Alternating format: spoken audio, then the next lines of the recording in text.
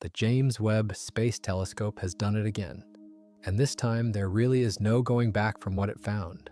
One of the oldest galaxies ever seen by human eyes.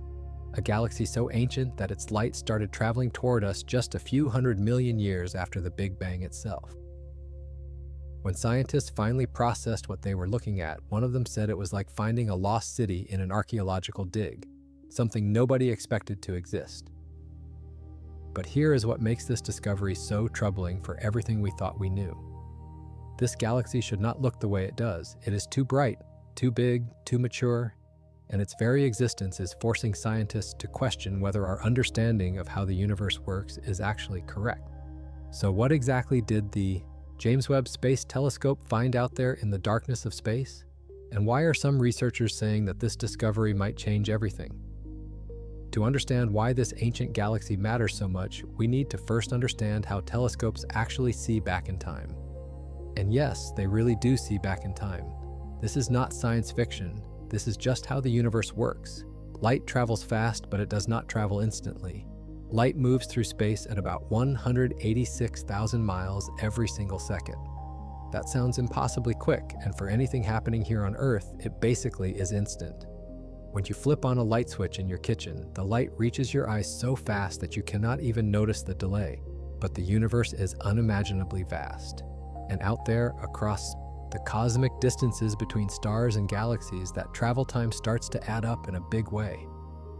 Think about our own sun. It sits about 93 million miles away from Earth. Light from the sun takes about 8 minutes to reach us. So when you look up at the sun, you are not seeing it as it is right now. You're seeing it as it was 8 minutes ago. If the sun suddenly vanished, we would not know about it for 8 whole minutes. We would still see it shining in the sky until that last bit of light finished its journey to our eyes. Now stretch that concept further. The nearest star to our solar system besides the sun is called Proxima Centauri. It sits about 4 light years away. A light year is the distance light travels in 1 whole year, which works out to roughly 6 trillion miles. So when astronomers point their telescopes at Proxima Centauri, they are seeing light that left that star 4 years ago. They are looking at the past, go even further out, and the time delays become truly mind-bending. The Andromeda Galaxy, which is our nearest major galactic neighbor, sits about 2.5 million light-years away. When you look at Andromeda through a telescope, you are seeing light that began its journey toward Earth 2.5 million years ago, back when early human ancestors were just starting to walk upright on the African plains. That light has been traveling through empty space for longer than modern humans have even existed as a species. This is the beautiful trick that lets astronomers study the history of the universe. The further out they look, the further back in time they see, and the James Webb Space Telescope was built specifically to look further out than any telescope before it, to peer so deep into the cosmos that it can see the universe as it existed in its infancy. Just a few 100 million years after the Big Bang that started everything.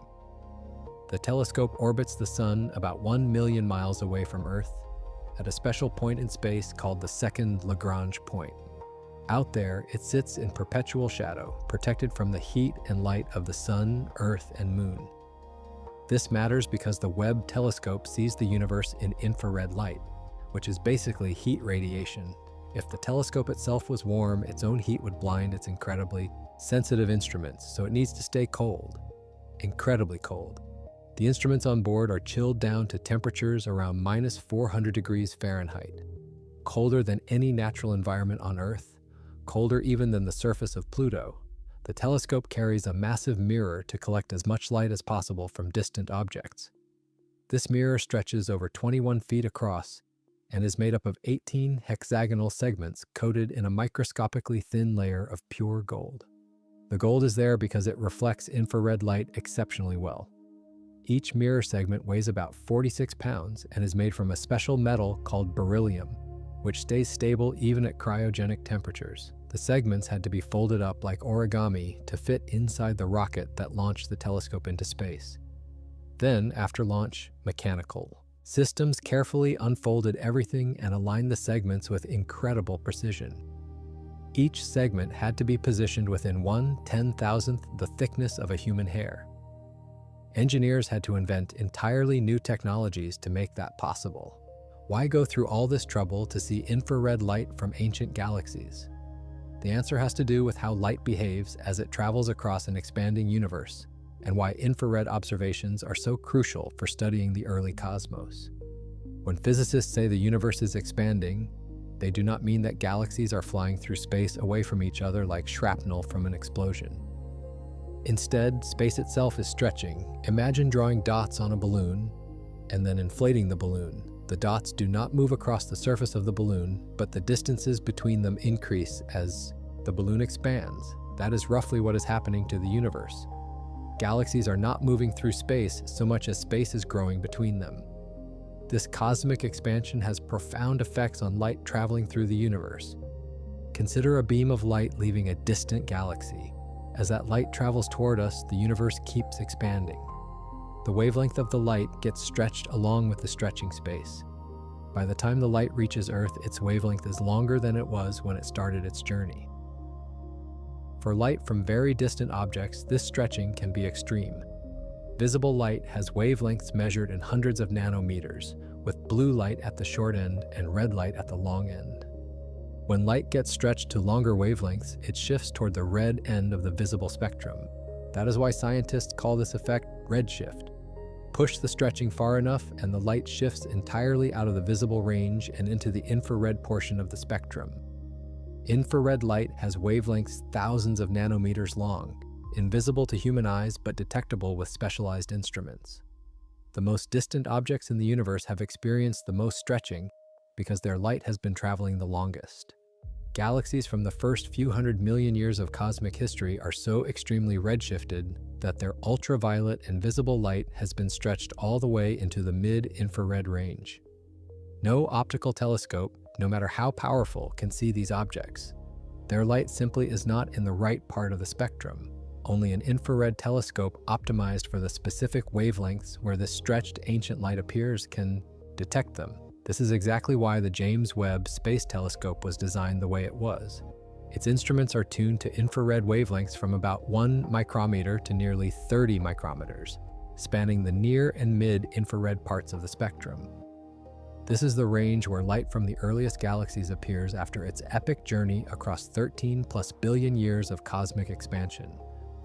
The telescope's gold-coated mirrors reflect infrared light far better than silver or aluminum coatings would. Its cryogenic cooling keeps the instruments cold enough that their own thermal radiation does not interfere with the faint signals from distant galaxies. Every design choice was made with this single goal in mind: to see the infrared glow of the most ancient light in the universe.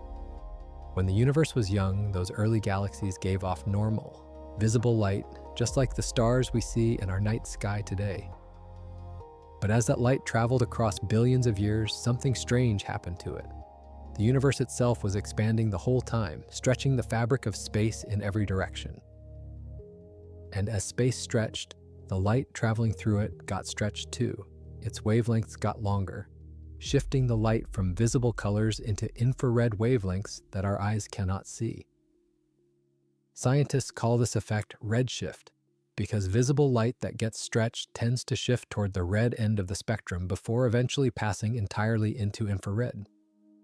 The most distant objects in the universe have experienced the most stretching. Their light has traveled the longest and passed through the most cosmic expansion. So by the time that light reaches us, it has been shifted so far into the infrared that only a telescope like the James Webb can see it. The Hubble Space Telescope, which came before Webb, could see some of this stretched light, but not the most extremely redshifted objects. Hubble peered back to about 400 million years after the Big Bang, but Webb can see even further, potentially all the way back to when the very first stars and galaxies were just beginning to form. And that brings us to the discovery that is shaking up the scientific world. A galaxy so distant that its light has been traveling toward us for over 13 billion years. A galaxy that formed when the universe was barely 2% of its current age. A galaxy that scientists are calling one of the most significant extragalactic discoveries ever made with the James Webb Space Telescope. The galaxy carries the official designation JWST 14-0. Scientists discovered it as part of a major observing program called JWST, which stands for the JWST Advanced Deep Extragalactic Survey. The JWST team pointed the Webb telescope at a small patch of sky for extended periods of time, building up incredibly deep images that reveal the faintest and most distant objects visible from Earth. It was in these images that the ancient galaxy first appeared. At first, the researchers were not sure what they were looking at. The object was surprisingly bright for something so far away. It also sat very close to another galaxy in the images, making the two appear almost connected. These unusual properties made the team cautious. Perhaps it was not actually as distant as the initial data suggested. Perhaps there was some confusion caused by the nearby galaxy. The scientists needed more observations to be certain, so they pointed the Webb telescope back at the mysterious object in late 2023. New imaging data from the telescope's near-infrared camera supported the hypothesis that this really was an incredibly distant galaxy. But the team still wanted definitive proof. They needed to obtain what astronomers call a spectrum, which is essentially a detailed fingerprint of light that reveals exactly what an object is made of and how far away it sits. In January 2024, the telescope's near-infrared spectrograph stared at the galaxy for almost 10 hours straight. When the data came back and the spectrum was processed, the results were unmistakable. The galaxy sits at what astronomers call a redshift of 14.32. Redshift is how astronomers measure cosmic distances, with higher numbers indicating greater distances and earlier cosmic times. A redshift of 14.32 means the light from this galaxy started traveling toward us when the universe was only about 290 million years old. Today, the universe is approximately 13.8 billion years old. So we are seeing this galaxy as it existed over 13 billion years ago. And at the time of its discovery, no other galaxy had ever been confirmed at such an extreme distance. The previous record holder for most distant galaxy was another object discovered by the Webb telescope with a redshift of just over 13. That galaxy existed about 330 million years after the Big Bang. The newly discovered galaxy pushed that record back by another 40 million years, which might not sound like much, in a universe billions of years old. But in the rapidly evolving conditions of the early cosmos, 40 million years represented an enormous leap backward toward the very beginning of everything. And here is where the real mystery begins. When scientists looked closely at the data from this ancient galaxy, they found that it does not behave the way early galaxies are supposed to behave. According to our best models of how the universe evolved, galaxies should have taken a long time to form after the Big Bang. The theoretical framework predicts a slow, gradual process of cosmic construction. In the moments after the Big Bang, the universe was unimaginably hot and dense. All of space was filled with a seething plasma of fundamental particles, too energetic to combine into atoms. As the universe expanded and cooled over the next few 100,000 years, conditions eventually became mild enough for protons and electrons to join together into neutral hydrogen atoms. This was a watershed moment. Before this, light could not travel far without being scattered by the charged particles that filled space. After this recombination, as physicists call it, light could travel freely for the first time. The universe became transparent, but transparent did not mean interesting. For hundreds of millions of years after recombination, the cosmos contained almost nothing but clouds of neutral hydrogen and helium gas, slowly cooling and drifting through expanding space. There were no stars, there were no galaxies, there was no light except for the gradually fading afterglow of the Big Bang itself. Astronomers call this era the cosmic dark ages because if you could somehow visit, you would see nothing but blackness in every direction. Eventually, gravity began to pull the gas together. The universe was not perfectly uniform. Tiny variations in density had been imprinted during the earliest moments after the Big Bang, and these variations served as seeds for future structure. Regions that were ever so slightly denser than average exerted slightly stronger gravitational pull on their surroundings. Over millions of years, this gentle tugging drew more and more gas into the overdense regions. The first dark matter halos formed, invisible scaffolds of exotic matter that concentrated even faster than the ordinary gas. Once enough gas had accumulated in the densest regions, something remarkable happened. Deep in the hearts of these gas clouds, where temperatures and densities had risen high enough, nuclear fusion ignited. The first stars were born. These primordial stars were strange by modern standards. Formed from oro, pure hydrogen and helium with no heavier elements, they burned hotter and brighter than any stars that exist today. Many were dozens or even hundreds of times more massive than our sun. They lived fast and died young, consuming their nuclear fuel in just a few million years before exploding in cataclysmic supernovas. These first supernovas scattered the first heavy elements into space. Carbon, oxygen, nitrogen, iron, and dozens of other elements that had never existed before were forged in stellar furnaces and dispersed by stellar explosions. This enriched gas then became available for the next generation of stars, which incorporated small amounts of these heavy elements into their composition.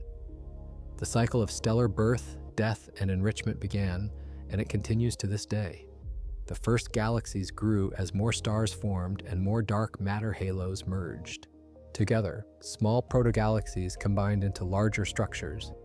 Gas flowed in along filaments of dark matter, fueling new episodes of star formation. Black holes formed in the centers of galaxies and began to grow. Over hundreds of millions of years, the empty darkness of the cosmic dawn gradually filled with the light of emerging galaxies. All of this takes time. That is the key point. The standard theoretical framework predicts that building a galaxy with billions of solar masses of stars should require at least several hundred million years, probably closer to 1 billion. The first dark matter halos need time to form and merge. The gas needs time to cool and collapse. Stars need time to form, evolve, and die, scattering their enriched material for the next generation. Each step in the process has its own timescale, and these timescales add up. The very first stars needed to ignite. Those stars needed to burn through their fuel and explode, scattering heavier elements into space. New stars then needed to form from that enriched gas, creating the next generation.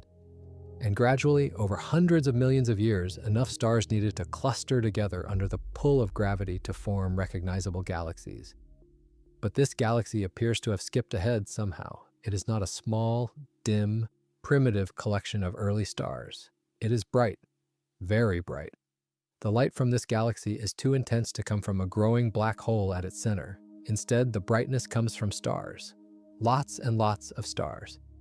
The galaxy contains hundreds of millions of times the mass of our sun in stellar material, packed into a region over 1,600 light-years across. That is an enormous amount of star formation happening in the first 300 million years of cosmic history.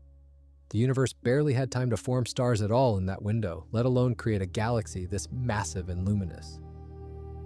Recent follow-up observations made the situation even more puzzling. When scientists examined the chemical composition of the galaxy using the Webb telescope's mid-infrared instrument, they found something unexpected: oxygen. Substantial amounts of oxygen present in the gas and dust of this early galaxy. Now you might wonder why oxygen is surprising. Oxygen is one of the most common elements in the universe today. You are breathing it right now, rocks contain it, water is made of it. But oxygen did not exist at the beginning of the universe. The Big Bang only produced hydrogen, helium, and tiny traces of lithium. Everything else, including oxygen, carbon, nitrogen, and all the other elements that make up planets and living things, had to be forged inside stars and released into space when those stars died. For oxygen to exist in a galaxy only 300 million years after the Big Bang, that galaxy must have already gone through at least one complete cycle of stellar birth and death. The first generation of stars had to form, burn through their fuel, and explode as supernovas. Those explosions had to scatter oxygen atoms into the surrounding gas. Then new stars had to form from that enriched gas. The fact that this ancient galaxy already contains significant oxygen means star formation began even earlier than scientists previously thought. The timeline keeps getting pushed back. The universe was apparently building complex chemistry faster than our models predicted. And there is another strange finding related to this galaxy. Scientists detected unusual amounts of nitrogen in its spectrum. Nitrogen is an element that typically takes even longer to build up than oxygen.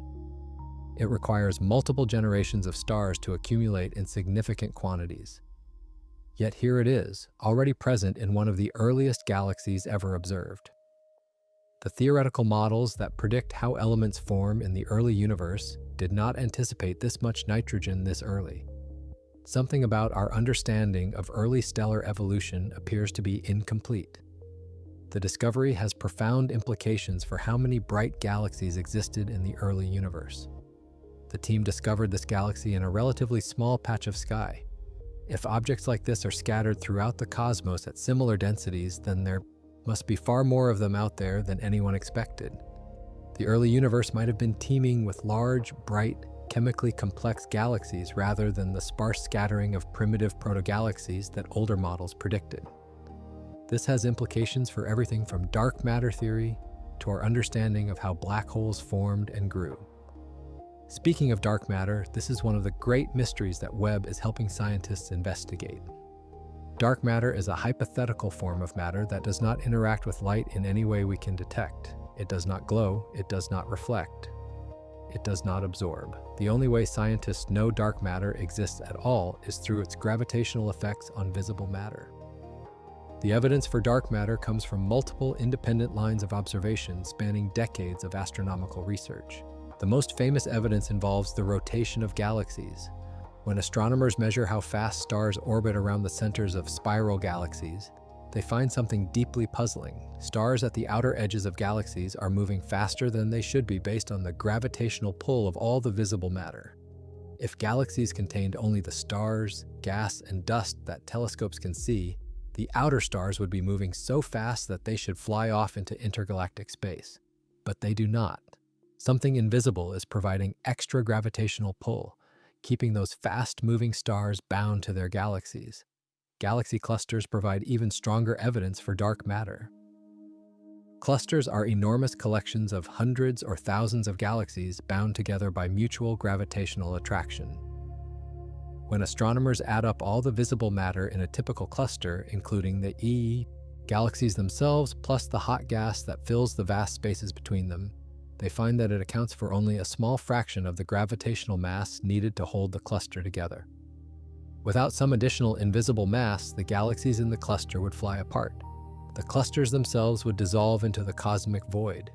Yet the clusters persist, held together by the gravity of matter we cannot see. Gravitational lensing offers yet another line of evidence.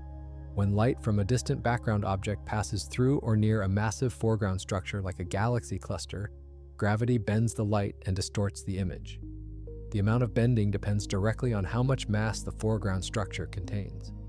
When astronomers measure the lensing caused by galaxy clusters and compare it to the visible matter present, they consistently find more bending than the visible matter alone can explain.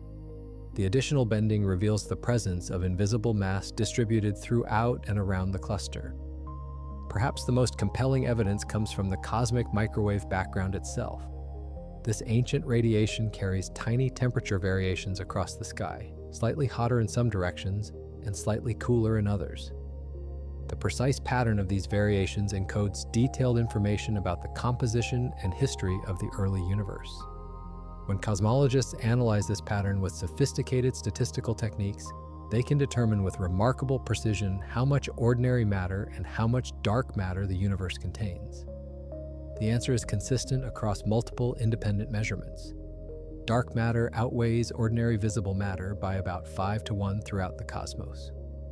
Despite all this evidence, scientists still do not know what dark matter actually is. It cannot be made of atoms or any of the familiar particles that constitute stars, planets, and living things. Physicists have proposed various candidates over the years, including weakly interacting massive particles, axions, sterile neutrinos, and primordial black holes. Experiments around the world are searching for direct evidence of dark matter particles colliding with ordinary matter, so far without definitive success. The nature of dark matter remains one of the deepest unsolved problems in all of physics, a mystery that touches on fundamental questions about what the universe is made of. In the standard cosmological model, dark matter played a crucial role in forming the first galaxies.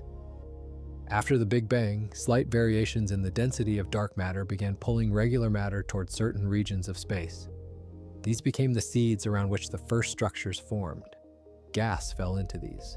dark matter halos condensed and ignited the first stars. Over time, those dark matter halos merged and grew larger, bringing their galaxies along with them. The whole process was supposed to take time, hundreds of millions of years at minimum before major galaxies could assemble. But the discovery of bright, massive galaxies like JWST 14-0 in the first few 100 million years after the Big Bang creates tension with this picture. Either dark matter halos formed and grew faster than the models predict, or something else was driving early galaxy formation that scientists have not yet identified. Some researchers have proposed that star formation was simply far more efficient in the early universe. Perhaps the first stars converted gas into stellar mass at higher rates than stars do today. Perhaps feedback processes that normally slow down star formation, like supernova explosions blowing gas out of galaxies, work differently in those early conditions. The answers remain unclear. Others have suggested even more radical possibilities. Perhaps our understanding of dark energy, the mysterious force driving the accelerating expansion of the universe, needs revision. The standard model assumes dark energy has been constant throughout cosmic history. But what if it was different in the early universe? More dark energy early on could have changed the expansion rate and affected how quickly structures formed. Some theoretical models that adjust dark energy actually do predict faster galaxy formation, though these models bring their own challenges and do not perfectly fit all the available data. There are also questions about black holes. The Webb telescope has found evidence that supermassive black holes existed surprisingly early in cosmic history. These are black holes millions or billions of times more massive than our Sun, sitting at the centers of early galaxies and actively consuming material. One such black hole was discovered in a galaxy that existed just 430 million years after the Big Bang. That black hole weighs about 1.6 million times the mass of the Sun and is actively growing by pulling in gas from its surroundings. The problem is that black holes are supposed to grow slowly. They form when massive stars collapse at the end of their lives, creating initial black holes maybe a few dozen times the mass of the Sun. Those seed black holes then grow over time by consuming nearby gas and merging with other black holes. But there are limits to how fast this can happen. Gas falling into a black hole releases tremendous energy in the form of light and radiation. That radiation pushes back against incoming gas, limiting how quickly the black hole can feed. Physicists call this the Eddington limit. For a black hole to grow from stellar mass to millions of solar masses in just a few 100 million years, it would need to consume material at rates pushing right up against or even exceeding this theoretical maximum. Some scientists wonder if black holes in the early universe had different starting conditions. Maybe they formed not from dying stars, but from the direct collapse of massive gas clouds, creating larger seed black holes right from the start. All of these questions feed into the broader puzzle that the James Webb Space Telescope keeps revealing. The early universe is not what scientists expected. It is brighter, more mature, more chemically complex, and more full of massive structures than the models predicted. This does not mean our basic understanding of cosmology is wrong. The core framework that the universe began in a hot, dense state and expanded over billions of years remains solid. The cosmic microwave background radiation, which is the afterglow of the Big Bang, matches the predictions of this model with incredible precision. The large-scale structure of the universe, the way galaxies cluster into webs and filaments, also matches. But something about the fine details of how galaxies and black holes assembled in the first billion years requires adjustment. Think of it like weather forecasting. Meteorologists understand the basic physics of how weather works. They can predict that winter will be cold and summer will be warm. They can anticipate that hurricanes form in tropical waters, but predicting exactly when a storm will arrive, how intense it will be, and where it will make landfall requires incredible precision. Small errors in the input data propagate and grow. The general framework is right, but the details are hard. Cosmology is similar. The general story of the universe is well established. The specific details of early galaxy formation happening over 13 billion years ago in conditions we have never directly observed until now are where the surprises lurk. The discovery of this ancient galaxy also connects to one of the most dramatic transformations in cosmic history, an era called the Epoch of Ionization. To understand what this means, we need to go back to the very beginning of the universe. In the first few 100,000 years after the Big Bang, the universe was filled with a hot plasma of charged particles, mostly protons and electrons, flying around freely. This plasma was opaque. Light could not travel through it without immediately being scattered by the charged particles, like headlights in thick fog. But as the universe expanded and cooled, something changed. About 380,000 years after the Big Bang, the temperature dropped enough for protons and electrons to combine into neutral hydrogen atoms. Suddenly, light could travel freely. The universe became transparent for the first time. The radiation released at that moment has been traveling through space ever since, cooling and stretching as the universe expands. Today we detect it as the cosmic microwave background, a faint glow of microwaves coming from every direction in the sky. After the cosmic microwave background formed, the universe entered what astronomers call the Dark Ages. For millions of years, no stars existed. The cosmos was filled with neutral hydrogen gas, slowly cooling and condensing under the pull of gravity. There were no sources of visible light. If you could somehow visit that era, the universe would appear completely black in every direction. The only light would be the gradually fading afterglow of the cosmic microwave background, already shifted far into the infrared. Eventually, maybe 100 to 200 million years after the Big Bang, the first stars began to form. These were unlike any stars we see today, formed from pure hydrogen and helium with no heavier elements. They burned hotter and bluer than modern stars. They were probably dozens or even hundreds of times more massive than our sun. And they lived fast and died young, burning through their fuel in just a few million years before exploding in titanic supernovas. These first stars marked the end of the Dark Ages and the beginning of what astronomers call cosmic dawn. The light from these early stars had a transformative effect on the surrounding universe. That light contained enough energy to knock electrons free from hydrogen atoms, ionizing the gas. Bubbles of ionized hydrogen began forming around the first stars and galaxies, expanding outward like spheres of clarity in a foggy landscape. As more stars formed and more galaxies grew, these bubbles grew larger and began overlapping. Eventually, maybe around 1 billion years after the Big Bang, the entire universe had been reionized. The neutral hydrogen fog was gone. The cosmos became transparent to ultraviolet light for the first time since the era before stars existed.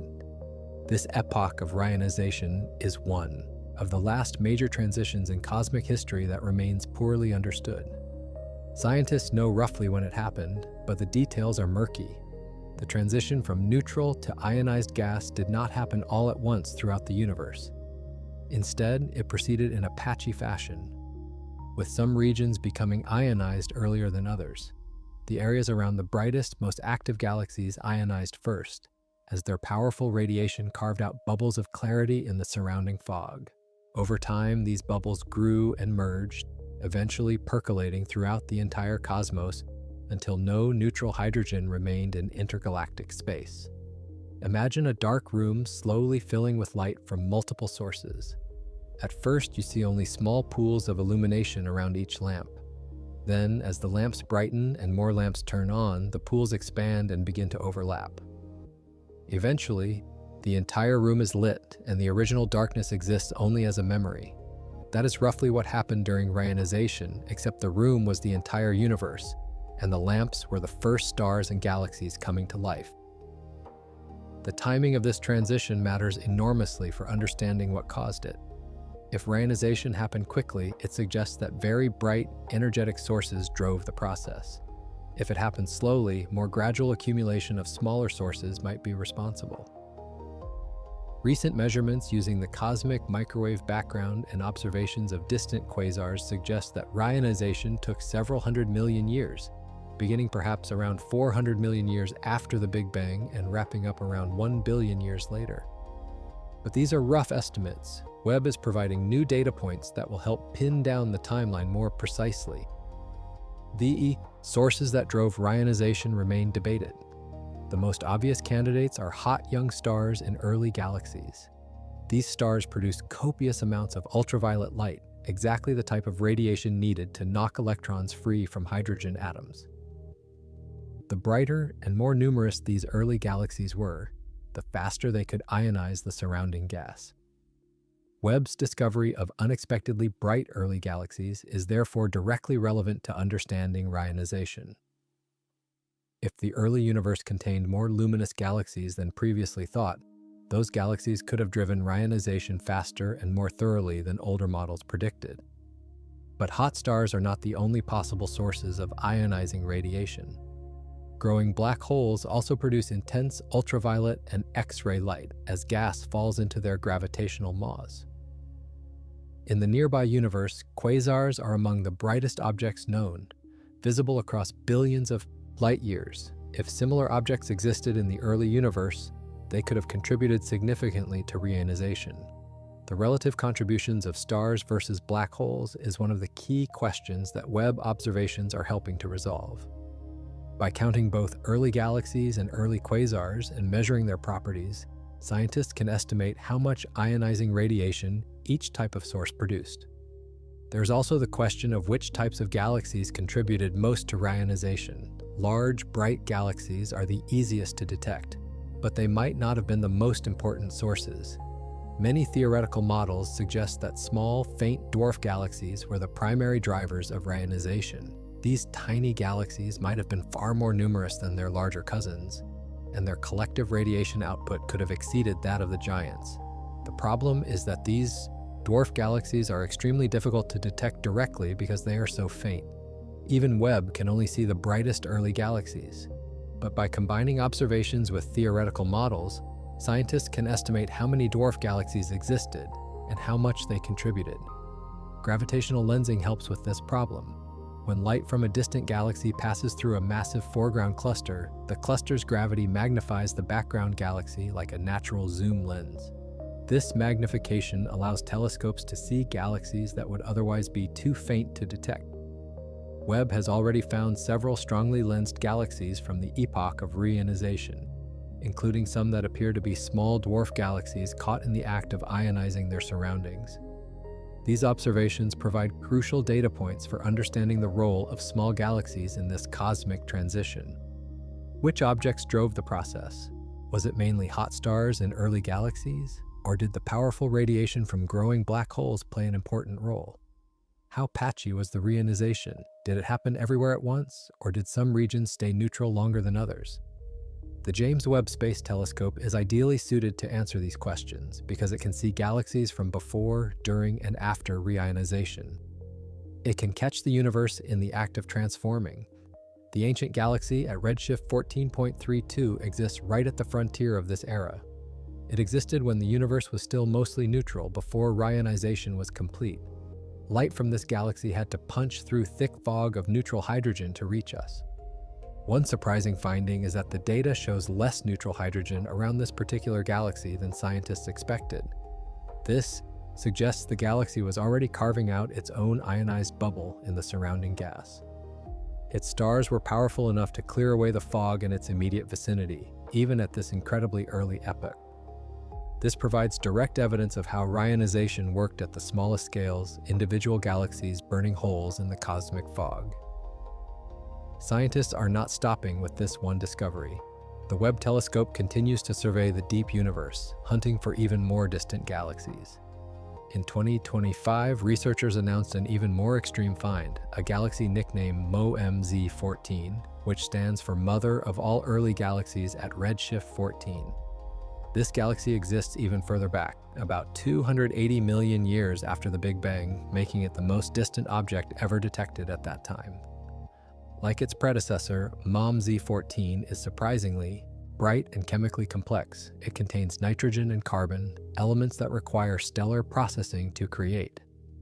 The team that discovered it called the finding a cosmic miracle. They emphasized that this is currently the most distant object known to humanity. Finding galaxies this early pushes up against the edge of what is theoretically possible. Remember, for the first 100 million years or so after the Big Bang, no stars existed at all. So any galaxy we detect from 250 or 300 million years after the Big Bang only had a window of maybe 150 million years to form its first stars, go through stellar generations, build up heavy elements, and assemble into a recognizable galaxy. That is an extremely short cosmic timeline for so much to happen. Every new discovery at these extreme distances tightens the constraints on how galaxy formation worked. There is something almost unsettling about peering this far back in time. The light we are seeing left its source when the universe was barely an infant by cosmic standards. 13.5 billion years of travel, stretching and dimming as it went, finally arriving at our instruments orbiting 1 million miles from a rocky planet that did not exist for most of that journey. When that ancient light first began its journey toward us, there was no Earth, there was no sun. Our entire solar system would not form for another 9 billion years. The Milky Way galaxy itself was still young and actively growing, consuming smaller satellite galaxies and building up its spiral structure through countless mergers and interactions. The atoms that would eventually become you and me and everyone you have ever known were scattered across the cosmos, inside stars that had not yet formed, or floating in clouds of gas between galaxies. And yet, through some remarkable chain of cosmic events, those atoms eventually came together. Stars formed and died, scattering their enriched material into space.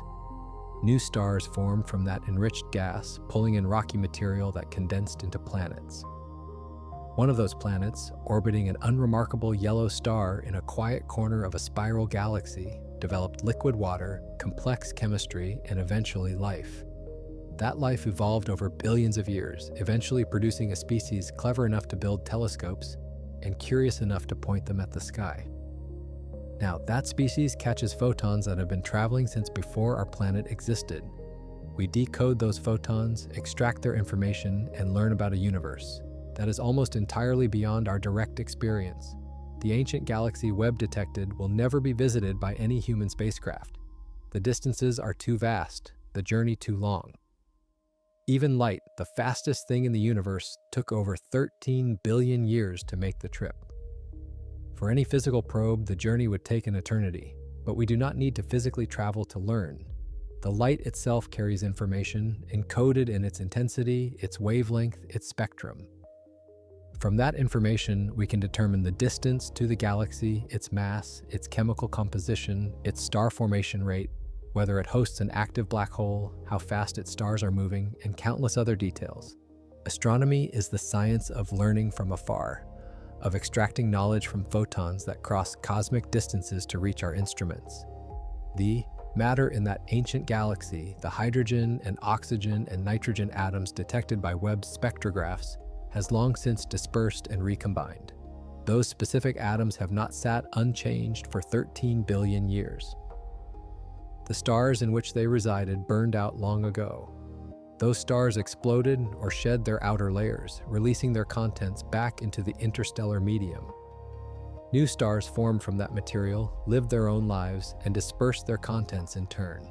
The atoms cycled through generation after generation of stellar evolution, migrating through the galaxy and perhaps even being expelled into intergalactic space before being recaptured by another galaxy. The matter in that ancient galaxy, the hydrogen and oxygen and nitrogen atoms detected by Webb's spectrographs, has long since dispersed and recombined. Some of those atoms might now exist in galaxies we see in the nearby universe. Some might have ended up in stars that formed billions of years later.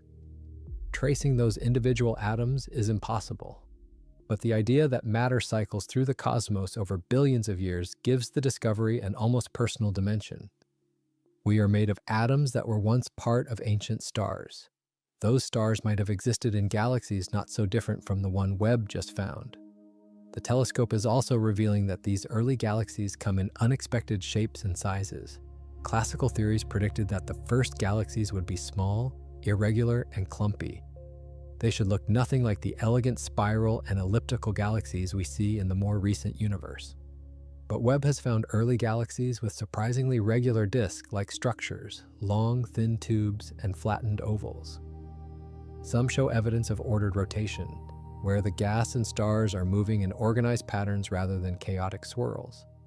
These features take time to develop. Gravity needs many orbital periods to settle material into stable configurations. Finding such ordered structures just a few 100 million years after the Big Bang suggests that either galactic dynamics work faster than expected, or that our picture of early galactic chaos is too simplistic. One team of astronomers using Webb discovered 3 ultra-massive galaxies that existed within the first billion years after the Big Bang. Each of these galaxies contains almost as much stellar mass as our entire Milky Way, which took over 13 billion years to grow to its current size. The researchers found that these early massive galaxies were converting gas into stars almost twice as efficiently as later galaxies. In the modern universe, only about 20% or less of the gas in a galaxy typically ends up in stars. The rest gets heated and blown out by supernova explosions and other feedback processes. But in these ancient monsters, something was different. Star formation was running at full throttle, building up enormous stellar populations in remarkably short timeframes. The implications ripple outward into many areas of astrophysics. If early galaxies formed more stars more quickly, they would have produced more supernovas. Those supernovas would have scattered more heavy elements into the intergalactic medium earlier in cosmic history. That enriched gas would then become the raw material for the next generation of stars and galaxies. The timing of chemical enrichment matters enormously for the eventual emergence of planets and life. Rocky planets like Earth require elements heavier than hydrogen and helium to form. Our planet's iron core, silicon-rich mantle, and oxygen-rich crust all depend on elements that were forged inside stars and dispersed by stellar explosions. The carbon in your body, the nitrogen in your DNA, the calcium in your bones, none of these existed at the beginning of the universe. Every atom heavier than lithium had to be created through stellar nucleosynthesis, either in the cores of living stars or in the cataclysmic explosions of dying ones. If the universe started cooking up these essential elements earlier than scientists previously thought, it could push back the timeline for when habitable planets first became possible. Perhaps rocky planets capable of supporting liquid water chemistry existed much earlier in cosmic history than current models predict. Perhaps the conditions for life arose in the universe billions of years before they arose on Earth. These are speculative possibilities, but they follow logically from the discovery that chemical enrichment happened faster than expected. The carbon and oxygen detected in those ancient galaxies are particularly significant in this context. Carbon is the basis of organic chemistry, the framework on which the molecules of life are built. Its ability to form 4 chemical bonds makes it uniquely suited for constructing the complex molecules that biology requires. Oxygen is essential for water, the solvent in which life on Earth evolved and continues to operate. Finding substantial amounts of both elements in galaxies less than 300 million years old suggests that the chemical prerequisites for life were being assembled very early in cosmic history. Of course, having the right elements is only the first step. Life also requires the right environment, the right energy sources, the right timescales for complex chemistry to develop. A galaxy might contain carbon and oxygen without containing any planets suitable for life. The conditions on early Earth that allowed life to emerge, liquid water oceans, a stable climate, protection from lethal radiation, took billions of years to establish even after the solar system formed. There is no reason to think life could have arisen immediately after the first heavy elements appeared. But the discovery does expand the window of possibility. If carbon and oxygen were widespread 300 million years after the Big Bang, then the potential for life chemistry has existed for over 13 billion years. Our solar system formed only about 4.5 billion years ago. That means life had roughly 9 billion years of cosmic history before us, in which to potentially arise somewhere else. Whether it actually did so is unknown and perhaps unknowable, at least with current technology. But the existence of that vast expanse of prior time, filled with the necessary chemical ingredients, is a thought-provoking consequence of Webb's discoveries. There's also the question of what role early galaxies played in shaping the intergalactic medium, the thin gas that fills the vast spaces between galaxies. This gas is not empty vacuum. It contains trace amounts of hydrogen, helium, and heavier elements, along with radiation fields and magnetic fields that permeate the cosmos. The intergalactic medium contains a record of cosmic history, a chemical journal written across billions of years of stellar evolution and galactic activity. Radiation from early stars and black holes left signatures in this gas. The ultraviolet photons that drove reionization ionized hydrogen atoms and left the intergalactic medium in its current ionized state.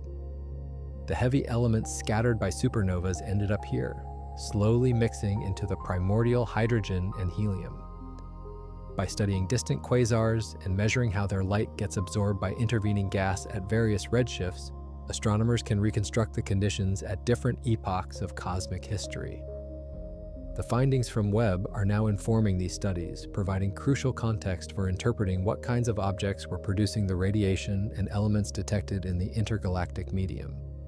If early galaxies were brighter and more numerous than previously thought, that changes the expected ionization state of the gas at various times. If chemical enrichment proceeded faster than models predicted, that changes the expected abundance of heavy elements in the intergalactic medium at high redshifts. The different strands of evidence must all fit together into a coherent picture. This interconnectedness is one of the beautiful aspects of modern astrophysics. No observation exists in isolation. Everything connects to everything else. The properties of early galaxies affect the state of the intergalactic medium, which affects the formation of later galaxies, which affects the distribution of matter in the present-day universe, which affects what we observe in our cosmic neighborhood. Tracing these connections across billions of years of cosmic evolution is the grand challenge that drives the field forward. The timing of chemical enrichment matters for everything from the formation of rocky planets to the eventual emergence of life. Planets like Earth need elements heavier than hydrogen and helium to form: iron for our cores, silicon for our rocks, carbon for our chemistry. If the universe started cooking up these elements earlier than we thought, it could push back the timeline for when habitable planets first became possible. There is also the question of what role early galaxies played in shaping the intergalactic medium, the thin gas that fills the space between galaxies. That gas contains a record of cosmic history, like a chemical journal written across billions of years. Radiation from early stars and black holes left signatures in this gas. The heavy elements scattered by supernovas ended up here. By studying distant quasars and measuring how their light gets absorbed by intervening gas, astronomers can reconstruct the conditions at different epochs. The findings from Webb are now informing these studies, providing context for what kinds of objects were producing the radiation and elements detected in the intergalactic medium. Some of the most exciting discoveries involve cases where the universe acts as a natural magnifying glass. When light from a distant galaxy passes near a massive foreground object like a galaxy cluster, gravity bends the light and focuses it. This effect is called gravitational lensing, and it was first predicted by Albert Einstein over a century ago as a consequence of his general theory of relativity. The basic principle is straightforward. Mass warps the fabric of space-time, and light follows the curved paths through that warped space-time. When a massive object like a galaxy cluster sits between us and a more distant source, the light from that source gets bent around the intervening mass. If the geometry is right, the bending can focus the light, making the distant source appear brighter and larger than it otherwise would. In some cases, gravitational lensing can magnify a distant galaxy by factors of 10, 20, or even more. This allows telescopes to see details that would otherwise be impossible to detect, even with the most powerful instruments. It is like suddenly having access to a telescope with a mirror many times larger than anything we could actually build. Nature provides the extra magnification for free, though finding suitable lens systems requires careful observation and analysis. Webb has found several extremely distant galaxies that are strongly lensed by foreground clusters. In some of these systems, the magnification is high enough to reveal individual star-forming regions within the distant galaxies. This is extraordinary. Without lensing, those galaxies would appear as faint smudges even in Webb's deepest images. With lensing, they become laboratories for studying the detailed physics of star formation in the early universe. One particularly striking example revealed dense clusters of young stars forming in an ancient galaxy during the epoch of ionization. These protoglobular clusters, as scientists call them, are packed with stars at densities hundreds of times greater than typical star-forming regions in modern galaxies. Globular clusters today are some of the oldest known structures in the universe, containing stars over 10 billion years old, orbiting the outskirts of galaxies like ancient fossils. Seeing the formation of such clusters happening in real time during the first billion years of cosmic history connects the present to the past in a visceral and immediate way. The ancestors of the globular clusters orbiting our own Milky Way might have formed in conditions exactly like what Webb is observing in these distant lensed galaxies. Those ancient clusters have orbited our galaxy for over 12 billion years, their stars slowly aging but still burning with the same nuclear fires that ignited in the early universe. When you look at a globular cluster through a backyard telescope, you are seeing a relic of cosmic dawn, a structure that formed when the universe was young and has survived essentially unchanged ever since. The connection between what Webb observes at extreme distances and what exists in our local cosmic neighborhood is a recurring theme in these discoveries. The universe has been around for almost 14 billion years, and the matter and energy that existed at the beginning has been cycling through stars, galaxies, and the spaces between them ever since. Nothing is truly isolated. Everything is connected across the vast scales of cosmic space and time. Consider again those oxygen atoms detected in the ancient galaxy at redshift 14. Each of those atoms was forged in the core of a massive star under pressures and temperatures beyond anything we can create in laboratories on Earth. When that star exhausted its fuel and exploded as a supernova, the oxygen scattered into the surrounding gas. Some of it might have been incorporated into new stars. Some might have drifted through the intergalactic medium for billions of years. The galaxy that produced those oxygen atoms might have merged with other galaxies, grown larger, changed shape, moved through the cosmic web of dark matter filaments. By now, 13 billion years later, those original oxygen atoms could be essentially anywhere in the observable universe. They might be part of a star in a distant galaxy. They might be floating in intergalactic space. They might, through an extraordinarily unlikely chain of events, have ended up in a planet orbiting a star in some corner of the cosmos where conditions allowed complex chemistry to develop. The atoms you're made of have similar histories. They were forged in stars, scattered by explosions, cycled through multiple generations of stellar evolution, before eventually ending up in the gas cloud that collapsed to form our solar system. This is the cosmic perspective that discoveries like Webb's ancient galaxy reinforce. We are not separate from the universe. We are part of it. The same physical processes that built galaxies 13 billion years ago are still operating today. The same nuclear reactions that forged heavy elements in the early cosmos forge them in stars right now. The same gravitational forces that assembled the first structures continue to shape the distribution of matter across the universe. We are participants in an ongoing cosmic drama that began long before Earth existed and will continue long after our species is gone. In some cases, lensing can magnify a distant galaxy by factors of 10, 20, or even more, allowing telescopes to see details that would otherwise be impossible to detect. Webb has found several extremely distant galaxies that are strongly lensed, including some with magnifications high enough to reveal individual star-forming regions within the galaxies. This is like suddenly having access to a telescope with a mirror 10 times larger than anything we could actually build. Nature provides the extra magnification for free. One particularly striking lensed observation revealed dense clusters of young stars forming in an ancient galaxy during the epoch of ionization. These proto-globular clusters, as scientists call them, are packed with stars at densities hundreds of times greater than typical star-forming regions in modern galaxies.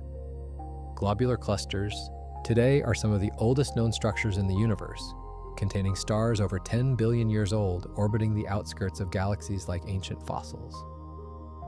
Seeing their formation happening in real time during the first billion years of cosmic history connects the present to the past in a visceral way. The ancestors of the globular clusters orbiting our own Milky Way might have formed in conditions exactly like what Webb is observing in these distant lensed galaxies. The telescope has also been investigating the mysterious connection between galaxies and the supermassive black holes at their centers. Nearly every large galaxy in the nearby universe hosts such a black hole, and there seems to be a tight relationship between the mass of the black hole and the properties of its host galaxy. Larger galaxies have larger black holes. This correlation suggests that black holes and galaxies grow together, influencing each other over cosmic time. But which came first? Did the galaxy form first and then develop a black hole at its center? Or did black hole seeds form early and then pull in gas to build the surrounding galaxy? Webb is finding evidence that black holes were already substantial in the earliest galaxies, suggesting they might play a more fundamental role in early galaxy formation than previously appreciated.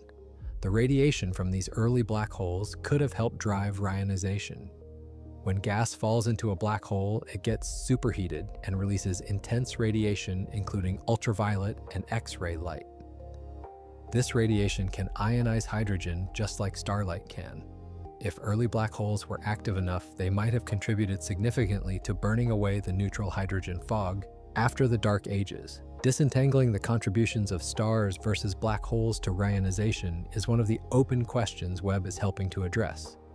Every new detection of an early galaxy or early black hole adds another data point to this puzzle. The discoveries are coming faster than scientists can fully analyze them. The Webb telescope generates terabytes of data, and the worldwide astronomical community is racing to process and interpret it all. New papers appear weekly announcing detections of record-breaking galaxies, unusual chemical abundances, unexpected structures, and other surprises. The learning curve is steep. Techniques for analyzing Webb data have to be invented and refined on the fly. Calibration of the instruments continues to improve as scientists gain experience with their behavior. Some early claims about extremely distant galaxies have had to be revised as better data came in. That is how science works. Initial estimates get refined and corrected as more information becomes available. The process of scientific discovery is rarely as clean and linear as textbooks sometimes suggest. Real science involves false starts, dead ends, revised conclusions, and constant questioning. When Webb first started returning images, the astronomical community was flooded with preprints claiming detections of galaxies at extreme redshifts. Some of these claims were based on photometric estimates, where the distance to a galaxy is inferred from the colors of its light, rather than from a detailed spectrum. Photometric redshifts are useful for surveying large numbers of objects quickly, but they can be fooled by certain types of galaxies at intermediate distances that mimic the colors of much more distant objects. As spectroscopic follow-up observations rolled in, some of the most extreme distance claims had to be walked back. Galaxies that had been estimated to exist within the first 200 million years of cosmic history turned out to be somewhat closer, existing perhaps 400 or 500 million years after the Big Bang. That is still extremely early and scientifically valuable. But the initial excitement about potentially finding galaxies from the very first moments of cosmic dawn was tempered. The community learned to be more careful about distinguishing between photometric candidates and spectroscopically confirmed detections. This self-correcting nature of science is actually one of its greatest strengths. Unlike belief systems that resist change, science welcomes challenges and revisions. When new data contradicts a previous conclusion, scientists do not dig in and defend the old answer. They update their understanding based on the new evidence. The goal is not to be right all the time, but to be less wrong over time. Each correction brings the scientific consensus closer to reality. The confirmed detections from Webb, like JADE's GSZ 14-0, have passed through this gauntlet of scrutiny. The spectroscopic data leaves no room for confusion about the distance. The emission and absorption features in the spectrum unambiguously place this galaxy at redshift 14.32, corresponding to about 290 million years after the Big Bang. This is not an estimate or a guess. It is a measurement, as reliable as any measurement can be in observational astronomy. And the implications of that measurement are forcing theorists to reconsider aspects of their models. The interplay between observation and theory is the engine that drives progress in astrophysics. Observers collect data about what the universe actually looks like. Theorists build models that try to explain those observations and predict what future observations should find. When observations match predictions, the models are confirmed. When observations disagree with predictions, the models need revision. Right now, the early galaxy observations from Webb are in the second category. The models did not predict this many bright, massive, chemically complex galaxies this early in cosmic history. Something in the models needs to change. Several possibilities are being explored. Perhaps the initial mass function of stars in the early universe was different than it is today, weighted more heavily toward massive stars that produce more light per unit of stellar mass. Perhaps the efficiency with which gas turns into stars was higher in primordial conditions, before feedback processes from previous stellar generations had time to establish themselves. Perhaps the role of dark matter in seeding early structure formation was somehow enhanced in ways that current models do not capture. Perhaps even more exotic physics is at play, involving properties of dark energy or dark matter that deviate from the standard assumptions. Each of these possibilities makes different predictions about other observable quantities. If the initial mass function was different, that should affect the chemical abundances produced by early supernovas. If star formation efficiency was higher, that should leave signatures in the structure of early galaxies. If dark matter behaves differently than expected, that might show up in the clustering patterns of early galaxies. By gathering more data and testing these predictions, scientists can narrow down which explanations are most likely correct. This is the process that Webb is enabling on an unprecedented scale. Before Webb, astronomers had only a handful of confirmed galaxies from the first billion years of cosmic history. The statistics were too poor to distinguish between different theoretical scenarios. Now, with dozens of confirmed early galaxies and hundreds of candidates, the statistics are improving rapidly. The distributions of masses, luminosities, star formation rates, and chemical abundances are becoming measurable. Theorists can compare their model predictions to these distributions and see where the models succeed and where they fail. The next few years will be crucial for this enterprise. Webb will continue to survey the deep universe, building larger and larger samples of early galaxies. Follow-up spectroscopy will confirm distances and measure properties for the most interesting candidates. New analysis techniques will extract more information from the data, and theorists will race to update their models to match the emerging picture. By the end of the decade, our understanding of the first billion years of cosmic history could look very different than it does today. But the overall picture remains astonishing. The universe formed complex structures faster than anyone expected. Galaxies with billions of solar masses appeared within the first few 100 million years. Black holes reached millions of solar masses in that same window. Heavy elements accumulated to levels that should have taken longer. Ordered galactic structures emerged from primordial chaos more quickly than models predicted. The standard cosmological framework is probably not broken, but it clearly needs refinement. The physics that governs early galaxy formation contains factors that were underestimated or misunderstood. Webb is providing the data needed to figure out where the models went wrong. And this is just the beginning. The telescope was designed to operate for at least 10 years with enough fuel to potentially last 20 years or more. Every year will bring deeper observations, better calibrated instruments, and more refined analysis techniques. Scientists are already planning next-generation surveys that will push even further back toward the first stars. They are developing new algorithms to extract the faintest possible signals from the data. Theorists are building new models that incorporate the lessons learned from Webb's early discoveries. The coming decade will transform our understanding of cosmic dawn. For those of us watching from Earth, there is something profound about these discoveries. They connect us to a past so distant that human minds struggle to grasp the timescales involved. Light that left an ancient galaxy over 13 billion years ago, traveling through an ever-expanding universe, finally arriving at a telescope that our species designed and built, and launched into space. We are tiny creatures on a small planet, orbiting an ordinary star in an average galaxy. Yet we have found ways to peer back to nearly the beginning of everything and to piece together the story of how the cosmos evolved into what we see today. The achievement is not just scientific, but also deeply human. Throughout history, people have looked up at the night sky and wondered what was out there. Ancient civilizations mapped the stars, tracked the movements of planets, and wove stories to explain the celestial patterns they observed. The impulse to understand the universe seems to be built into our species. We cannot help asking questions about where we came from and what our place is in the grand scheme of things. For most of human history, these questions remained unanswerable. The stars were mysterious lights whose true nature was unknown. The scale of the universe was unimaginable. The idea that galaxies existed beyond our own Milky Way was not established until the 1920s, less than a century ago. The Big Bang Theory, which describes the origin and evolution of the universe, was developed and refined over the 20th century through the work of countless scientists building on each other's discoveries.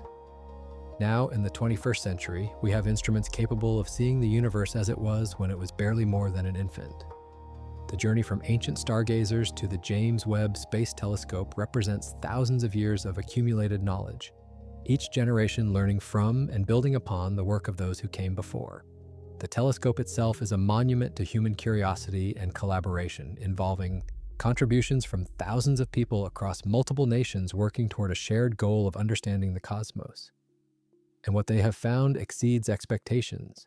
The early universe is not the quiet, simple place that some models predicted. It is active, dynamic, chemically complex, and full of structures that challenged assumptions about how galaxies form and grow. Every new observation raises new questions. Every answer opens doors to deeper mysteries. That is the nature of scientific exploration. The more we learn, the more we realize how much remains unknown. But that unknown is not frustrating, it is inviting. It beckons us to keep looking, keep questioning, keep building better instruments and developing better theories. The discoveries from Webb are not the end of a story, but the beginning of a new chapter. The telescope will continue operating for years, perhaps decades, and each year will bring new revelations. Future observatories will push even further, perhaps detecting the very first stars ever to form, or the gravitational waves from primordial processes in the earliest moments after the Big Bang. The quest to understand the universe has no finish line.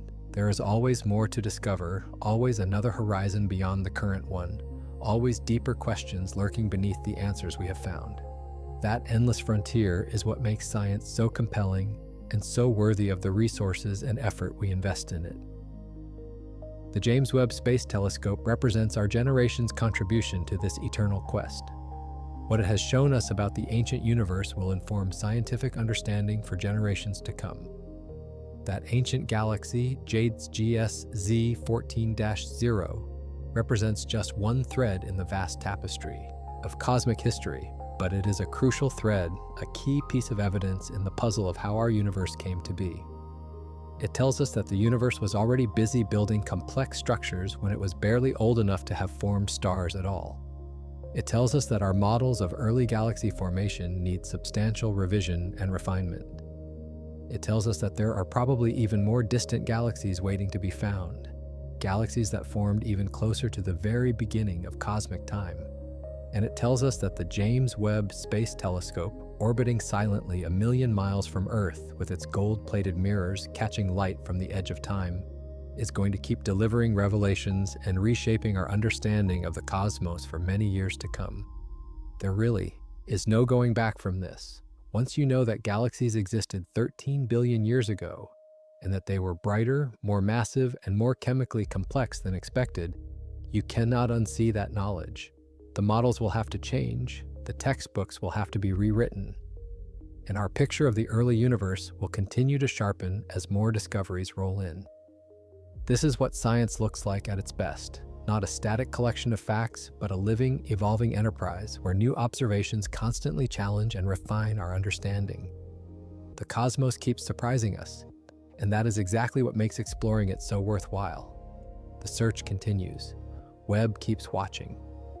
And somewhere out there in the darkness of space, the light from even more ancient galaxies is still traveling toward us, carrying secrets from the dawn of time. Scientists often describe the feeling of making a major discovery as a mix of excitement and disbelief. When the team analyzing JWST 14-0 first processed the spectroscopic data confirming its extreme distance, some of them could not believe what they were seeing. The spectrum was unmistakable. The redshift measurement was solid, but the implications felt almost too dramatic. Here was a galaxy that shattered the previous distance record, and it was doing so while being unexpectedly bright and massive. The researchers exchanged messages with lots of exclamation marks, as one of them later described. It was one of those rare moments in science when you know immediately that what you have found will change how people think about the universe. Part of what makes this discovery so compelling is how it connects to larger questions about our place in the cosmos. Humans have always wondered where we came from, not just as individuals or as a species, but as inhabitants of a universe with a beginning and a history. The Big Bang gave us a starting point. Cosmic expansion gave us a framework. But the details of how the first stars and galaxies formed, how the elements that make up our bodies were synthesized, how the conditions for life arose, these remained fuzzy. Each new discovery from Webb brings those details into sharper focus. Consider the oxygen detected in that ancient galaxy. Every oxygen atom has a history. It was once inside a massive star, fusing from lighter elements in the crushing pressure of the stellar core. When that star exploded, the oxygen scattered into space. Eventually, it became part of new gas. Clouds, new stars, new planets. The oxygen you breathe right now went through that process somewhere in the Milky Way's history. And the oxygen in Jade's JWST 14-0 represents one of the earliest examples of that process, happening anywhere in the universe. Those atoms were forged in the fires of some of the first stars ever to exist. There is a continuity here that stretches across billions of years. The first stars lived and died, scattering their creations into the cosmos. New generations of stars formed, incorporating those heavier elements, living their own lives, and eventually scattering their products in turn. Galaxies grew and merged, stars migrated, gas cycled between stars and the spaces between them. And eventually, after over 9 billion years of this cosmic churning, a small rocky planet formed around a young yellow star in a quiet arm of an ordinary spiral galaxy. That planet would eventually support life, and that life would eventually build telescopes capable of seeing back to when the whole process started. This is the story the James Webb Space Telescope is helping us tell, not just a catalog of distant objects, but a narrative of cosmic evolution that leads directly to our own existence. Every early galaxy detected by Webb is an ancestor in a very real sense. The atoms in our bodies trace back through a chain of stellar and galactic events stretching to the earliest epochs. We are quite literally made of material that once existed in galaxies like the ones Webb is now observing. The telescope is also revealing just how active and violent the early universe was. Those first generations of stars were not gentle, long-lived suns like ours. They were titans, dozens or hundreds of times more massive, burning through their fuel in just a few million years. When they died spectacularly, in explosions that briefly outshone entire galaxies. These supernovas were the forges that built the elements heavier than helium. Each explosion was a blast of nuclear creation, transforming lighter atoms into heavier ones and flinging them across space at thousands of miles per second. The rate of supernova explosions in the early universe would have been astounding by modern standards. In a young, actively star-forming galaxy like those Webb is detecting, massive stars would be reaching the ends of their brief lives constantly. Explosions would punctuate the galactic environment every few thousand years or less. Shockwaves from these explosions would ripple through the interstellar gas, triggering new episodes of star formation while simultaneously blowing some gas out of the galaxy entirely. The interplay between star formation and supernova feedback is one of the key factors that regulates how galaxies grow. Getting this balance right in theoretical models is notoriously difficult, and Webb's observations are providing new calibration points for these models. Black holes added another layer of activity to this early cosmic scene. When gas falls into a black hole, the gravitational energy released generates tremendous radiation. This radiation can heat surrounding gas, preventing it from cooling and condensing into new stars. But it can also drive powerful winds and jets that reach far beyond the immediate vicinity of the black hole, affecting the gas throughout an entire galaxy and even into the intergalactic medium. These feedback processes from black holes are thought to be crucial for regulating the growth of the most massive galaxies. Without feedback, galaxies would convert too much of their gas into stars too quickly, ending up much more massive than we actually observe. The balance between all these processes, star formation, supernova feedback, black hole feedback, and gas inflows and outflows, determines the ultimate properties of a galaxy. Getting this balance wrong in computer simulations leads to predictions that do not match observations. For decades, astronomers have been refining their models to better reproduce the galaxy population we see in the nearby universe. But now Webb is providing a new test. The models also have to reproduce what we see in the very early universe. And so far, many models are struggling to explain the abundance and brightness of the earliest galaxies Webb is detecting. This does not mean the models are completely wrong. It means they are missing something. Perhaps the efficiency of star formation in pristine primordial gas was higher than assumed. Perhaps the first black holes formed from more massive seeds than typically modeled. Perhaps some aspect of the physics, like the way radiation interacts with dust, works differently under the extreme conditions of the early universe. Theorists are exploring all these possibilities and more. The interplay between new observations and new theory is what drives progress in astrophysics. One particularly intriguing possibility involves the very first stars, known as population 3 stars. These theoretical objects have never been directly observed. They are thought to have formed from pure hydrogen and helium, without any of the heavier elements that exist in later stellar generations. The absence of heavy elements changes the physics of star formation in important ways. Heavy elements help gas cool more efficiently, allowing it to collapse into smaller, denser clumps that become normal mass stars like our Sun. Without those coolants, the first stars had to cool through different, less efficient channels, resulting in much more massive stars. If population 3 stars were indeed very massive, they would have lived fast, died young, and exploded with tremendous energy. Their explosions might have been different from typical supernovas, potentially leaving behind unusual remnants or dispersing unusual element ratios. Some theorists have speculated that very massive population 3 stars might have collapsed directly into black holes at the end of their lives without exploding at all. These direct collapse black holes could have been the seeds from which the first supermassive black holes grew. If this picture is correct, then the early black holes detected by Webb might be the direct descendants of population 3 stellar evolution. Webb has the potential to eventually detect population 3 stars directly, or at least detect galaxies whose light is dominated by population 3 stellar populations. The signature would be distinctive, a particular pattern in the light spectrum that reflects the unique properties of metal-free stars. So far, no definitive detection has been made, but the search continues. Finding population 3 stars or their immediate successors would be a landmark discovery, confirming theoretical predictions that have been made for decades, and providing direct insight into the very first chapter of stellar evolution. The search for extremely early objects also overlaps with the search for gravitational waves. Gravitational waves are ripples in space-time caused by massive objects accelerating, like 2 black holes spiraling together and merging. Ground-based detectors like LIGO and Virgo have already detected gravitational waves from merging black holes and neutron stars. But these detectors are sensitive to objects in a certain mass range, roughly from a few solar masses to a few hundred solar masses. The supermassive black holes in galactic centers, millions to billions of solar masses, produce gravitational waves at different frequencies that require different detectors. Space-based gravitational wave observatories like the planned LISA mission will be sensitive to the mergers of supermassive black holes. These mergers are expected to have happened throughout cosmic history as galaxies collided and their central black holes eventually spiraled together.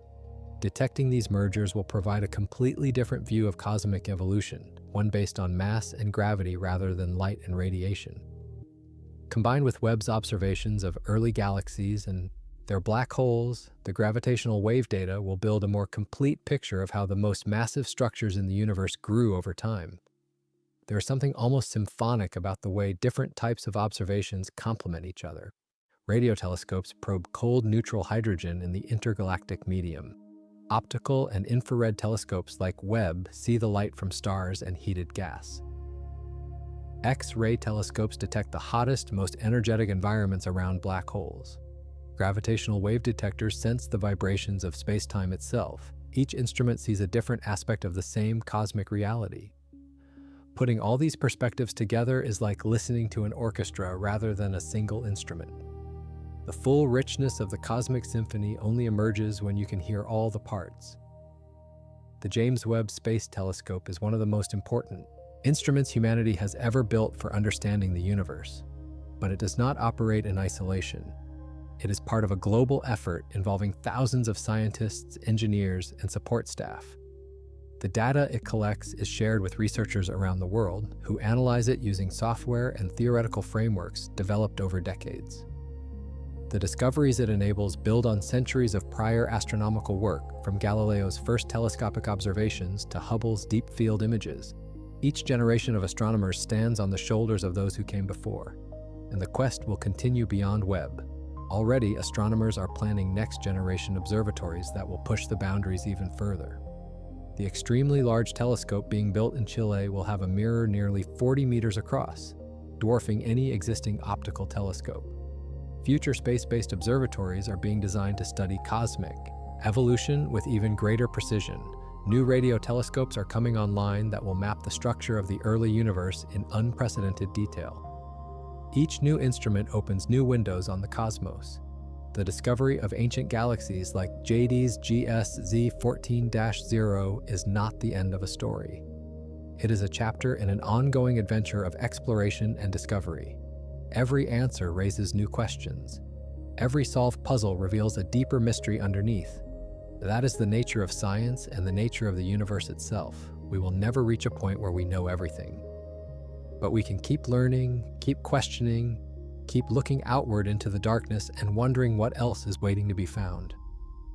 For now, we know this much. The universe formed structures earlier and faster than expected. Galaxies appeared within a few 100 million years of the Big Bang that rival the complexity and mass of galaxies billions of years old. The early cosmos was not a quiet, empty void slowly filling with light. It was a busy, dynamic place where stars ignited, exploded, and scattered the seeds of future generations. Black holes grew, galaxies merged, and the neutral fog of the dark ages was burned away by the rising light of cosmic dawn. And from that ancient chaos, through billions of years of cosmic evolution, we emerged, creatures made of stardust, living on a planet made of stardust, orbiting a star made of stardust, in a galaxy made of stardust.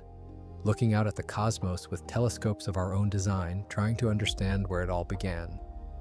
That is the story the James Webb Space Telescope is helping us tell, and it is a story that belongs to all of humanity. But let us take a step back and appreciate just how remarkable the engineering achievement of the James Webb Space Telescope truly is. This was not just another telescope project. It was one of the most ambitious and challenging engineering endeavors in human history. A project that stretched over more than 2 decades, involved thousands of engineers and scientists across multiple countries, and faced repeated setbacks and delays that at times threatened to cancel the entire mission. The idea for the James Webb Space Telescope traces back to the late 1980s.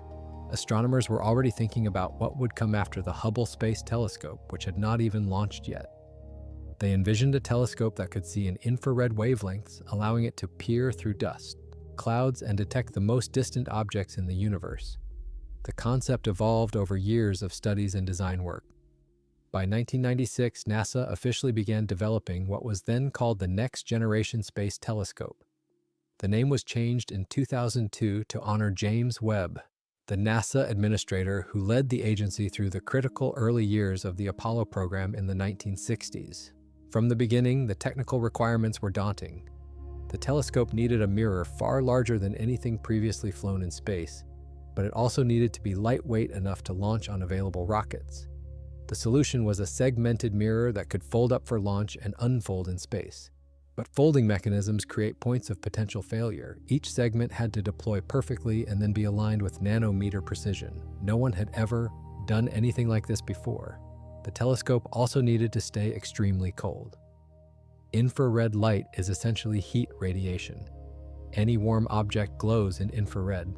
If the telescope itself was warm, it would outshine the faint, distant galaxies it was trying to observe, like trying to see stars while standing next to a floodlight. The solution was a tennis court-sized sunshield made of 5 layers of thin, reflective material.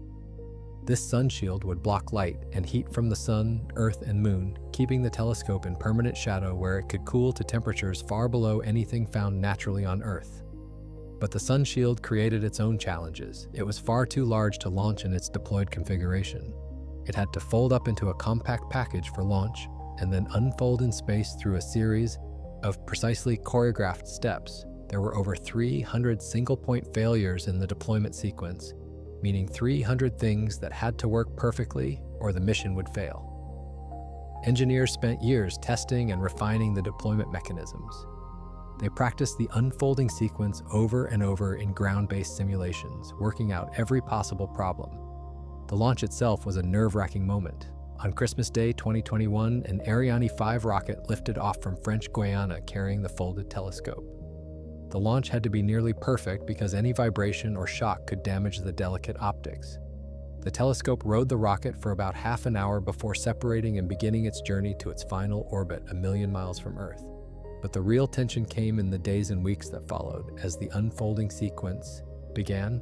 First, the solar array deployed to provide power. Then, the communications antenna unfolded. Then came the sunshield deployment, the most complex and nerve-wracking part of the entire sequence. Over several days, dozens of mechanisms fired in sequence, releasing latches and tensioning cables, gradually spreading the 5 sunshield layers into their final configuration. Engineers watched telemetry data anxiously, cheering with each successful step. When the sunshield finally reached full deployment, there were tears in mission control. Then came the mirror deployment. The 2 side sections of the primary mirror, which had been folded back like wings, swung into position and locked in place. The secondary mirror, mounted on a long boom in front of the primary, extended outward. All 18 primary mirror segments began their initial alignment. Over the following weeks, engineers sent commands to tiny motors behind, each mirror segment adjusting their positions with incredible precision until all 18 segments worked together as a single unified mirror. By February 2022, the telescope had reached its orbital destination at the second Lagrange point. By spring, the instruments were fully cooled and calibrated.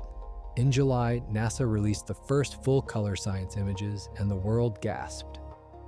The pictures were sharper, deeper, and more detailed than anything humanity had ever seen before. Galaxies that appeared as fuzzy blobs in Hubble images suddenly revealed intricate spiral arms and companion galaxies. Stars that had been hidden behind curtains of dust blazed forth in infrared glory. The universe looked different through the eyes of Webb, and scientists immediately began making discoveries. The first major deep field image showed a galaxy cluster called SMACS 0723. The cluster's gravity bent and magnified light from more distant galaxies behind it, creating a natural zoom lens. In that single image, astronomers spotted galaxies at extreme redshifts, candidates for the most distant objects ever seen. Follow-up spectroscopy confirmed that several of these galaxies existed within the first billion years of cosmic history. The floodgates were open. Within weeks, teams around the world were publishing papers about early galaxies detected by Webb, each one pushing back the boundaries of known cosmic history. The pace of discovery has not slowed since then. In its first year of operations, Webb observed everything from asteroids in our own solar system to galaxies at the edge of the observable universe. It detected atmospheric molecules on planets orbiting distant stars, providing clues about whether those worlds might support life. It revealed the chemical composition of interstellar dust clouds, the nurseries, where new stars and planets are born. It captured images of young stars shooting jets of gas across trillions of miles of space, and it kept finding ancient galaxies that challenged expectations. One of the most photographed Webb images is the Carina Nebula, a vast cloud of gas and dust about 7,600 light-years from Earth. In visible light, the nebula appears as a hazy glow punctuated by bright stars. But Webb's infrared vision pierced the obscuring dust to reveal hundreds of previously hidden baby stars. The image looked like a jagged mountain ridge topped with sparkling lights, and it quickly became one of the most iconic space photographs ever taken. It demonstrated both the telescope's power and its ability to see what other instruments cannot. Another famous Webb observation targeted the Southern Ring Nebula, a dying star surrounded by expanding shells of gas. Webb revealed intricate structures within the nebula, including evidence of a hidden companion star that had influenced how the dying star shed its outer layers. This was unexpected. The interaction between the two stars had sculpted the nebula into patterns that astronomers had not anticipated. It was a reminder that even well-studied objects can harbor surprises when seen in new wavelengths with new instruments. Perhaps the most dramatic early Webb image showed Stephan's Quintet, a grouping of 5 galaxies located about 290 million light-years away. The image covered an area of sky equivalent to about 1/5 the diameter of the full moon. It contained over 150 million pixels and required 1,000 individual image files to assemble. The quintet actually consists of 4 galaxies that are gravitationally interacting with each other, plus a 5th galaxy that happens to lie in the foreground. Webb revealed shockwaves from the collisions between galaxies, streams of stars pulled out by gravitational tides, and brilliant cores where supermassive black holes are actively feeding on and falling gas. These early showcase images demonstrated what Webb could do. But the real scientific payoff comes from the systematic surveys and targeted observations that make up the bulk of the telescope's science program. Teams of astronomers compete for observing time, proposing specific observations that address scientific questions. A committee reviews the proposals and allocates time to the most compelling ones. Every hour of Webb time is precious. The telescope can only look at one small patch of sky at a time, and the list of things worth observing is essentially infinite. Prioritizing is essential. The JWST program that discovered JWST 14-0 was one of these carefully planned surveys. The team received guaranteed observing time as part of the agreements that allowed various institutions to contribute to building the telescope's instruments. They used that time to stare deeply at two patches of sky previously studied by Hubble, the Goods South and Goods North deep fields. By pointing at the same patches for extended periods, they built up extremely deep images that reveal the faintest possible objects. It was in these images that the record-breaking ancient galaxy first appeared. But JWST is just one of many deep field programs underway with Webb. Other teams are surveying different patches of sky, using different strategies, and looking for different types of objects. Some are focusing specifically on gravitationally lensed galaxies, where the magnification from foreground clusters allows them to see even fainter and more distant sources. Others are conducting spectroscopic surveys, obtaining detailed spectra for hundreds of galaxies to measure their chemical compositions and star formation rates. Still others are hunting for specific types of objects, like quasars or metal-poor galaxies or unusual transient phenomena. The cumulative effect of all this work is a rapidly expanding census of the early universe. 3 years ago, astronomers knew of only a handful of galaxies at redshifts above 10. Today, the catalog includes dozens of confirmed high redshift galaxies and hundreds more candidates, awaiting spectroscopic confirmation. The statistics are improving. Scientists can now start doing population studies, asking questions not just about individual remarkable objects, but about the properties of early galaxies as a whole. What is the distribution of masses? How does star formation rate vary with mass and redshift? What fraction of early galaxies host active black holes? These statistical questions require large samples, and Webb is rapidly building those samples. The discoveries about early massive galaxies have particular implications for cosmology, the study of the universe as a whole. The standard cosmological model, often called lambda CDM, describes a universe dominated by dark energy and cold dark matter. This model has been spectacularly successful at explaining observations ranging from the cosmic microwave background to the large-scale distribution of galaxies. It predicts how structures should form and grow over cosmic time, starting from tiny density fluctuations in the early universe and gradually building up into the galaxies, clusters, and superclusters we see today. But the details of galaxy formation within this framework are uncertain. The basic gravitational physics is well understood, but the messy astrophysics of gas dynamics, star formation, supernova feedback, and black hole growth introduces complications. Computer simulations that try to model galaxy formation have to make simplifying assumptions about these processes. Those assumptions are calibrated against observations of galaxies in the nearby universe. The question is whether the same assumptions hold in the very different conditions of the early universe. Webb's findings suggest that at least some of the assumptions need adjustment. The simulations typically predict fewer bright galaxies at high redshifts than Webb actually observes. This could mean that star formation was more efficient in early galaxies, converting gas to stars at higher rates than in later cosmic epochs. Or it could mean that the feedback processes that normally regulate star formation were less effective in the early universe. Or it could mean something more exotic, like a different form of dark matter or a time-varying dark energy that changed the growth rate of cosmic structures. Most astronomers currently favor astrophysical explanations over cosmological ones. The basic framework of lambda CDM seems solid, supported by multiple independent lines of evidence. It is more likely that the galaxy formation models need tweaking than that the fundamental cosmological model is wrong. But the door is not completely closed on more dramatic revisions. If observations continue to pile up that challenge lambda CDM predictions, scientists will have to take those challenges seriously. That is how science progresses. Models are confronted with data, and when they fail, they are revised or replaced. One intriguing possibility involves the properties of dark matter itself. The standard model assumes that dark matter is cold, meaning its particles move. Slowly compared to the speed of light, cold dark matter clumps together readily under gravity, forming the halos in which galaxies grow. But what if dark matter has some properties that affect structure formation in subtle ways? Some theorists have explored warm dark matter, where particles move faster and resist clumping at small scales. Others have considered dark matter that interacts with itself or with normal matter in ways not included in the standard model. Webb observations of early structure formation provide new constraints on these alternative dark matter scenarios. Another area of active investigation involves the seeds of supermassive black holes. As mentioned earlier, Webb has found active black holes in very early galaxies, raising questions about how such massive objects formed so quickly. The standard picture involves black holes growing from stellar mass seeds left behind when massive stars die.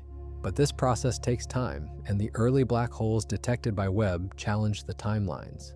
Alternative scenarios include direct collapse black holes, which form when massive gas clouds collapse without fragmenting into stars, and primordial black holes, which might have formed in the extreme conditions of the very early universe before even the first stars existed. Webb observations are helping to constrain which of these formation channels dominated. The connection between black holes and their host galaxies remains one of the most fascinating puzzles in astrophysics.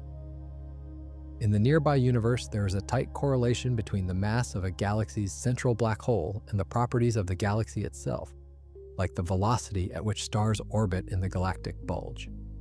This correlation suggests that black holes and galaxies grow together, linked by feedback, processes that regulate their mutual evolution. But how far back does this correlation extend? Webb is finding that even in the earliest galaxies, black holes are already substantial relative to their host galaxies. Some observations suggest that the black holes might even be overly massive compared to the galaxy stellar mass, at least by the standards of the nearby universe. This could indicate that black holes grew first and galaxies caught up later, or that the feedback processes worked differently at early times. Understanding these relationships requires combining observations of both the light from stars and the light from accreting black holes. Webb's instruments allow astronomers to do both. The near-infrared camera captures the starlight, revealing the stellar populations of the galaxies. The spectrographs measure emission lines that trace gas dynamics and chemical abundances. The mid-infrared instrument is particularly sensitive to heated dust near black holes. By combining all these data streams, scientists can build comprehensive pictures of early galaxies as integrated systems, where stars, gas, dust, and black holes all interact. The technical capabilities of Webb continue to impress scientists as they learn to use the telescope more effectively. Early observations required conservative approaches because the instrument behaviors were not yet fully characterized. But as calibration has improved and operators have gained experience, they have been able to push the telescope closer to its theoretical limits. Observations that seemed impossibly faint at first glance are now routinely achieved. Spectroscopy of individual objects at redshifts above 10, which would have been science fiction a decade ago, is now standard practice. The telescope is performing even better than its designers dared hope. The Webb mission is managed by NASA in partnership with the European Space Agency and the Canadian Space Agency. ESA provided the Ariane 5 rocket that launched the telescope and contributed to 2 of the 4 science instruments. The Canadian Space Agency provided another instrument and the fine guidance sensor that keeps the telescope pointed precisely. Scientists from all 3 agencies and from institutions around the world participate in the science programs. The discoveries belong to the global astronomical community. This international cooperation is typical of modern space science. The challenges are too great and the costs too high for any single nation to tackle alone. By pooling resources and expertise, the space agencies achieve more together than they could separately. The same spirit of cooperation that built Webb is also advancing plans for future missions. The next generation of space telescopes, observatories even, more powerful than Webb, will require similar international partnerships. Astronomers are already dreaming about telescopes that could directly image Earth like planets around nearby stars, or detect primordial gravitational waves from the very first moments after the Big Bang. But for now, Webb remains the crown jewel of observational astronomy. Every week brings new results. Every month brings new record-breaking discoveries. The ancient galaxy at redshift 14.32 is just one landmark on a journey of exploration that has only begun. The telescope will continue operating for years, perhaps decades. Each year will bring deeper surveys, more refined measurements, and better understanding of the early universe. What will we learn next? That is the exciting part. Science is fundamentally about exploring the unknown, venturing into territory where the answers are not written in any textbook. Webb is humanity's probe into that unknown, our envoy to the distant reaches of space and time. The signals it sends back are messages from the past encoded in photons that have been traveling for billions of years. Decoding those messages is the work of a generation of astronomers who are lucky enough to live in an era when such observations are possible. The story of the ancient galaxy at redshift 14.32 is ultimately a story about human curiosity and ingenuity. We built an incredible machine and launched it 1,000,000 miles from home. We pointed it at a dark patch of sky and waited patiently while photons that left their source over 13 billion years ago finally arrived at our gold-plated mirror. We processed the data, analyzed the spectra, and learned something genuinely new about the universe we inhabit. That is an achievement worth celebrating.